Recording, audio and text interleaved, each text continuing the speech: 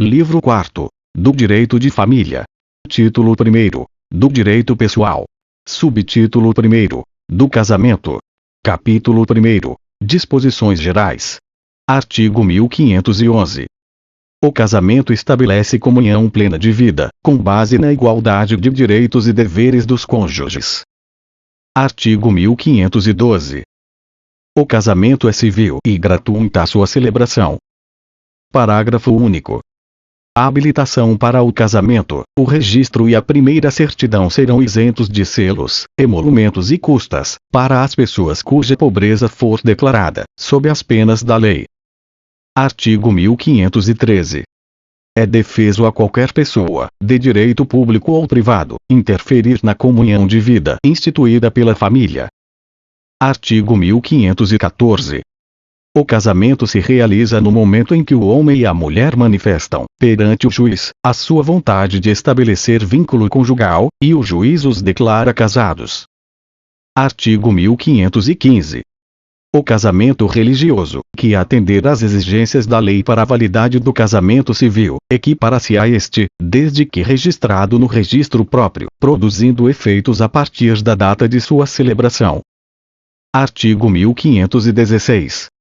O registro do casamento religioso submete-se aos mesmos requisitos exigidos para o casamento civil.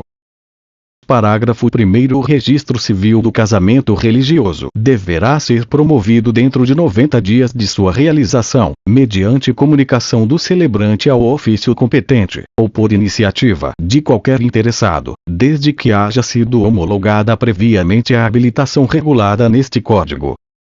Após o referido prazo, o registro dependerá de nova habilitação. Parágrafo 2. Casamento religioso, celebrado sem as formalidades exigidas neste Código, terá efeito civil se, a requerimento do casal, for registrado, a qualquer tempo, no registro civil, mediante prévia habilitação perante a autoridade competente, observado o prazo do artigo 1532. Parágrafo 3.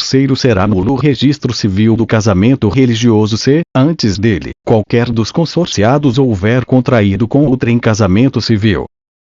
Capítulo 2. Da capacidade para o casamento.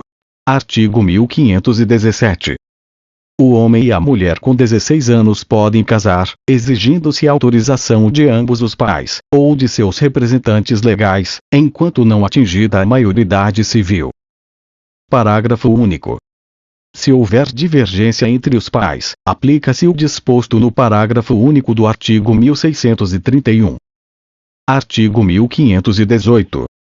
Até a celebração do casamento podem os pais ou tutores revogar a autorização. Artigo 1519. A denegação do consentimento, quando injusta, pode ser suprida pelo juiz. Artigo 1520. Não será permitido, em qualquer caso, o casamento de quem não atingiu a idade núbil, observado o disposto no artigo 1517 deste Código. Capítulo 3. Dos impedimentos. Artigo 1521. Não podem casar. Inciso 1. Os ascendentes com os descendentes, seja o parentesco natural ou civil.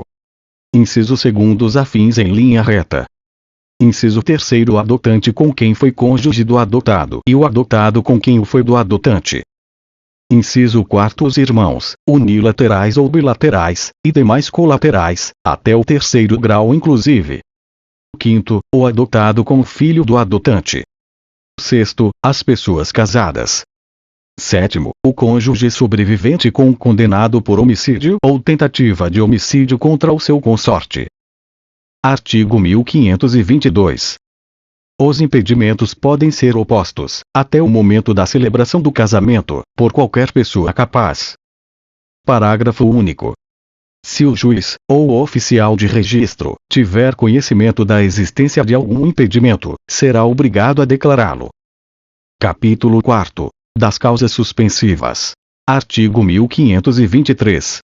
Não devem casar. Inciso 1. O viúvo ou a viúva que tiver filho do cônjuge falecido, enquanto não fizer inventário dos bens do casal e der partilha aos herdeiros. Inciso 2º, a viúva, ou a mulher cujo casamento se desfez por ser nulo ou ter sido anulado, até 10 meses depois do começo da viuvez, ou da dissolução da sociedade conjugal. Inciso 3º, o divorciado, enquanto não houver sido homologada ou decidida a partilha dos bens do casal. Inciso 4º, o tutor ou o criador e os seus descendentes, ascendentes, irmãos, cunhados ou sobrinhos, com a pessoa tutelada ou curatelada, enquanto não cessar a tutela ou curatela, e não estiverem saldadas as respectivas contas. Parágrafo único. É permitido aos nubentes solicitar ao juiz que não lhe sejam aplicadas as causas suspensivas previstas nos incisos 1º, 3º e 4º deste artigo, provando-se a inexistência de prejuízo, respectivamente, para o herdeiro, para o ex-cônjuge e para a pessoa tutelada ou curatelada. No caso do inciso 2º, a nubente deverá provar nascimento de filho, ou inexistência de gravidez, na fluência do prazo. Artigo 1524. As causas suspensivas da celebração do casamento podem ser arguidas pelos parentes em linha reta de um dos nubentes, sejam consanguíneos ou afins, e pelos colaterais em segundo grau, sejam também consanguíneos ou afins. Capítulo 5º. Do processo de habilitação para o casamento. Artigo 1525. O requerimento de habilitação para o casamento será firmado por ambos os nubentes, de próprio punho, ou, a seu pedido, por procurador, e deve ser instruído com os seguintes documentos. Inciso 1º, certidão de nascimento, ou documento equivalente. Inciso 2º, autorização por escrito das pessoas sob cuja dependência legal estiverem, ou ato judicial que a supra. Inciso 3º, declaração de 2 testemunhas maiores, parentes ou não, que atestem conhecê-los e afirmem não existir impedimento que os iniba de casar. Inciso 4º, declaração do estado civil, do domicílio e da residência atual dos contraentes e de seus pais, se forem conhecidos. 5º, certidão de óbito do cônjuge falecido, de sentença declaratória de nulidade ou de anulação de casamento, transitada em julgado, ou do registro da sentença de divórcio. Artigo 1526. A habilitação será feita pessoalmente perante o oficial do registro civil, com a audiência do Ministério Público. Parágrafo único. Caso haja impugnação do oficial, do Ministério Público ou de terceiro, a habilitação será submetida ao juiz. Artigo 1527. Estando em ordem documentação, o oficial extrairá o edital, que se afixará durante 15 dias nas circunscrições do registro civil de ambos os nubentes, e, obrigatoriamente, se publicará na imprensa local, se houver. Parágrafo único. A autoridade competente, havendo urgência, poderá dispensar a publicação. Artigo 1528. É dever do oficial do registro esclarecer os nubentes a respeito dos fatos que podem ocasionar a invalidade do casamento, bem como sobre os diversos regimes de bens. Artigo 1529. Tanto os impedimentos quanto as causas suspensivas serão opostos em declaração escrita e assinada, instruída com as provas do fato alegado, ou com a indicação do lugar onde possam ser obtidas. Artigo 1530. O oficial do registro dará aos nubentes ou a seus representantes nota da oposição, indicando os fundamentos, as provas e o nome de quem a ofereceu. Parágrafo único. Podem os nubentes requerer prazo razoável para fazer prova contrária aos fatos alegados, e promover as ações civis e criminais contra o oponente de má-fé. Artigo 1531. Cumpridas as formalidades dos artigos 1526 e 1527 e verificada a inexistência de fato obstativo, o oficial do registro extrairá o certificado de habilitação. Artigo 1532. A eficácia da habilitação será de 90 dias, a contar da data em que foi extraído o certificado. Capítulo 6º. Da celebração do casamento. Artigo 1533. Celebrar-se-á o casamento, no dia, hora e lugar previamente designados pela autoridade que houver de presidir o ato, mediante petição dos contraentes, que se mostrem habilitados com a certidão do artigo 1531. Artigo 1534. A solenidade realizar-se-á na sede do cartório, com toda a publicidade, a portas abertas, presentes pelo menos 2 testemunhas, parentes ou não dos contraentes, ou, querendo as partes e consentindo a autoridade celebrante, noutro edifício público ou particular. Parágrafo 1º. Quando o casamento for em edifício particular, ficará este de portas abertas durante o ato. Parágrafo 2º. Serão 4 as testemunhas na hipótese do parágrafo anterior, e se algum dos contraentes não souber ou não puder escrever. Artigo 1535. Presentes os contraentes, em pessoa ou por procurador especial, juntamente com as testemunhas e o oficial do registro, o presidente do ato, ouvida aos nubentes a afirmação de que pretendem casar por livre e espontânea vontade, declarará efetuado o casamento, nestes termos: de acordo com a vontade que ambos acabais de afirmar perante mim, de vos receberdes por marido e mulher, eu, em nome da lei, vos declaro casados. Artigo 1536. Do casamento, logo depois de celebrado, lavrar-se-á o assento no livro de registro. No assento, assinado pelo presidente do ato, pelos cônjuges, as testemunhas, e o oficial do registro, serão exarados. Inciso 1º. Os prenomes, sobrenomes, datas de nascimento, profissão, domicílio e residência atual dos cônjuges. Inciso 2º. Os prenomes, sobrenomes, datas de nascimento ou de morte, domicílio e residência atual dos pais.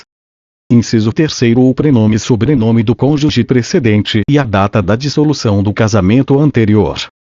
Inciso 4º. A data da publicação dos proclamas e da celebração do casamento. 5º. A relação dos documentos apresentados ao oficial do registro. 6º. O prenome, sobrenome, profissão, domicílio e residência atual das testemunhas. 7º. O regime do casamento, com a declaração da data e do cartório em cujas notas foi lavrada a escritura antenupcial, quando o regime não for o da comunhão parcial, ou obrigatoriamente estabelecido. Artigo 1537. O instrumento da autorização para casar transcrever-se-á integralmente na escritura antenupcial. Artigo 1538. A celebração do casamento será imediatamente suspensa se algum dos contraentes. Inciso 1º. Recusar a solene afirmação da sua vontade. Inciso 2º. Declarar que esta não é livre e espontânea. Inciso 3º. Manifestar-se arrependido. Parágrafo único. O nubente que, por algum dos fatos mencionados neste artigo, der causa à suspensão do ato, não será admitido a retratar-se no mesmo dia. Artigo 1539. No caso de moléstia grave de um dos nubentes, o presidente do ato irá celebrá-lo onde se encontrar o impedido, sendo urgente, ainda que à noite, perante 2 testemunhas que saibam ler e escrever. Parágrafo 1º. A falta ou impedimento da autoridade competente para presidir o casamento suprir-se-á por qualquer dos seus substitutos legais, e a do oficial do registro civil por outro ad hoc, nomeado pelo presidente do ato. Parágrafo 2º. Termo avulso, lavrado pelo oficial ad hoc, será registrado no respectivo registro dentro em 5 dias, perante 2 testemunhas, ficando arquivado. Artigo 1540. Quando algum dos contraentes estiver em iminente risco de vida, não obtendo a presença da autoridade a qual incumba presidir o ato, nem a de seu substituto, poderá o casamento ser celebrado na presença de 6 testemunhas, que com os nubentes não tenha parentesco em linha reta, ou, na colateral, até 2º grau. Artigo 1541. Realizado o casamento, devem as testemunhas comparecer perante a autoridade judicial mais próxima, dentro em 10 dias, pedindo que lhes tome por termo a declaração de Inciso 1º que foram convocadas por parte do enfermo. Inciso 2º que este parecia em perigo de vida, mas em seu juízo. Inciso 3º que, em sua presença, declararam os contraentes, livre e espontaneamente, receber-se por marido e mulher. Parágrafo 1º. Autuado o pedido e tomadas as declarações, o juiz procederá às diligências necessárias para verificar se os contraentes podiam ter se habilitado, na forma ordinária, ouvidos os interessados que o requererem, dentro em 15 dias. Parágrafo 2º. Verificada a idoneidade dos cônjuges para o casamento, assim o decidirá a autoridade competente, com recurso voluntário às partes. Parágrafo 3º. Se da decisão não se tiver recorrido, ou se ela passar em julgado, apesar dos recursos interpostos, o juiz mandará registrá-la no livro do registro dos casamentos. Parágrafo 4º. O assento assim lavrado retrotrairá os efeitos do casamento, quanto ao estado dos cônjuges, à data da celebração. Parágrafo 5º. Serão dispensadas as formalidades deste e do artigo antecedente, se o enfermo convalescer e puder ratificar o casamento na presença da autoridade competente e do oficial do registro. Artigo 1542. O casamento pode celebrar-se mediante procuração, por instrumento público, com poderes especiais. Parágrafo 1º. A revogação do mandato não necessita chegar ao conhecimento do mandatário. Mas, celebrado o casamento sem que o mandatário ou outro contraente tivessem ciência da revogação, responderá o mandante por perdas e danos. Parágrafo 2º. O nubente que não estiver em iminente risco de vida poderá fazer-se representar no casamento num culpativo. Parágrafo 3º. A eficácia do mandato não ultrapassará 90 dias. Parágrafo 4º. Só por instrumento público se poderá revogar o mandato. Capítulo 7º. Das provas do casamento. Artigo 1543. O casamento celebrado no Brasil prova-se pela certidão do registro. Parágrafo único. Justificada a falta ou perda do registro civil, é admissível qualquer outra espécie de prova. Artigo 1544. O casamento de brasileiro, celebrado no estrangeiro, perante as respectivas autoridades ou os cônsules brasileiros, deverá ser registrado em 180 dias, a contar da volta de um ou de ambos os cônjuges ao Brasil, no cartório do respectivo domicílio, ou, em sua falta, num ofício da capital do estado em que passarem a residir. Artigo 1545. O casamento de pessoas que, na posse do estado de casadas, não possam manifestar vontade, ou tenham falecido, não se pode contestar em prejuízo da prole comum, salvo mediante certidão do registro civil que prove que já era casada alguma delas, quando contraiu o casamento impugnado. Artigo 1546. Quando a prova da celebração legal do casamento resultar de processo judicial, o registro da sentença no livro do registro civil produzirá, tanto no que toca aos cônjuges como no que respeita aos filhos, todos os efeitos civis desde a data do casamento. Artigo 1547. Na dúvida entre as provas favoráveis e contrárias, julgar-se-á pelo casamento, se os cônjuges, cujo casamento se impugna, viverem ou tiverem vivido na posse do estado de casados.